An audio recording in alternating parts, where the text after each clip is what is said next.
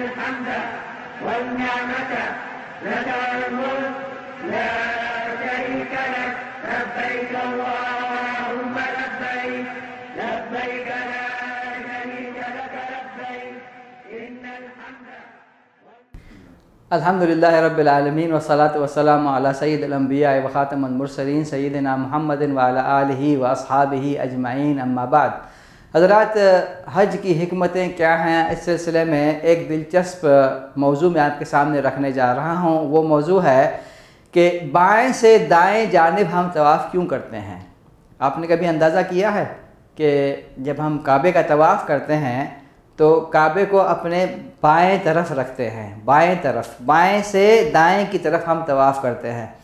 یعنی کعبہ ہمارے سیدھے ہاتھ پہ نہیں ہوتا، کعبہ ہمارے الٹے ہاتھ کی طرف ہوتا ہے، اور ہم اینٹی کلاک وائز طواف کرتے ہیں۔ یوں طواف نہیں کرتے جس طرح سے سوئی کی گھڑیاں چلتی ہیں، بلکہ ہم الٹا سوئی کی گھڑیوں کے مخالف سمت میں ہم طواف کرتے ہیں۔ اس طرح سے ہم کیوں کرتے ہیں؟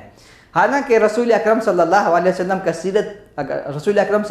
کی سیرت کا ہم مطالعہ کریں تو ہمیں معلوم ہوگا کہ اللہ کے رسول صلی اللہ علیہ وسلم کو ہر کام دائیں ہاتھ سے شروع کرنے کی عادت تھی۔ آپ صلی اللہ علیہ وسلم ہر کام دائیں ہاتھ سے شروع کرتے تھے، ہر چیز دائیں ہاتھ سے شروع کرتے تھے۔ لیکن یہاں پر آ کر طواف کے وقت اللہ کے رسول صلی اللہ علیہ وسلم نے بائیں سے دائیں، بائیں الٹا، بائیں سے دائیں اینٹی کلاک وائز طواف کو برقرار رکھا اور اسی کو جاری رکھا، اور یہی ہمارا طریقہ ہے۔ اگر کوئی شخص دائیں سے بائیں کلاک وائز اگر طواف کرنا چاہے تو اس کا طواف قبول نہیں ہوگا۔ حضرات، اس میں کیا حکمت ہے؟ کیوں اس طرح سے ہے کہ ہم گھڑیوں کے سوئیوں کی مخالف سمت میں طواف کرتے ہیں؟ قرآن پاک میں اس حقیقت کی طرف اشارہ کیا گیا ہے کہ سورج، چاند، ستارے ہر ایک اپنی مدار میں گردش کر رہے ہیں۔ اللہ تعالیٰ کا ارشاد ہے لَلشَّمْسُ يَنبَغِي لَهَا أَن تُدْرِكَ الْقَمَرَ وَلَلَّيْلُ سَابِقُ النَّهَارِ وَكُلٌّ فِي فَلَكٍ يَسْبَحُونَ۔ نہ آفتاب کی مجال ہے کہ چاند کو پکڑے اور نہ رات اس پر آگے بڑھ جانے والی ہے، اور سب کے سب ایک آسمان میں تیرتے پھر رہے ہیں۔ یہ گردش محض گردش نہیں اور بے معنی چکر نہیں، بلکہ خالق کائنات کی طرف سے عائد کردہ ذمہ داری اور ڈیوٹی کی انجام دہی ہے، اور اس گردش میں ہر ذرہ اور ہر سیارہ اپنے خالق کی تسبیح کرتا ہے۔ ہر چیز جو متحرک چیز ہے، جو ذرات آپ کو، جو سیارے، جو چاند، جو تارے، جو کچھ بھی نظر آ رہا ہے فلک میں، وہ ہر چیز اللہ تعالیٰ کی تسبیح کر رہی ہے۔ اللہ تعالیٰ کا ارشاد ہے تسبح له السماوات السبع والارض ومن فيهن وَإِن مِّن شَيْءٍ إِلَّا يُسَبِّحُ بِحَمْدِهِ وَلَكِنْ لَا تَفْقَهُونَ تَسْبِيحَهُمْ۔ ساتوں آسمان اور زمین اور اس میں جو کچھ بھی ہے سب اس کی تسبیح کر رہی ہے۔ ایسی کوئی چیز نہیں جو اس کی پاکیزگی اور تعریف نہ کرتی ہو، لیکن تم یعنی ہم انسان ان کی تسبیح سمجھ نہیں سکتے، ان کی بات کو سمجھ نہیں سکتے، ان کے انداز کو سمجھ نہیں سکتے۔ یہ دور سائنسی ایجادات اور تحقیقات کا دور ہے۔ آج سائنس نے اتنی ترقی کر لی ہے کہ آئے دن حیرت انگیز انکشافات سامنے آتے ہیں۔ سائنسی تحقیقات سے یہ بات ثابت ہو چکی ہے کہ کائنات میں آئٹم سے لے کر کہکشاں تک ہر چیز بائیں سے دائیں جانب اینٹی کلاک وائز حرکت کر رہی ہے۔ ہر ذرہ اینٹی کلاک وائز حرکت کرتا ہے۔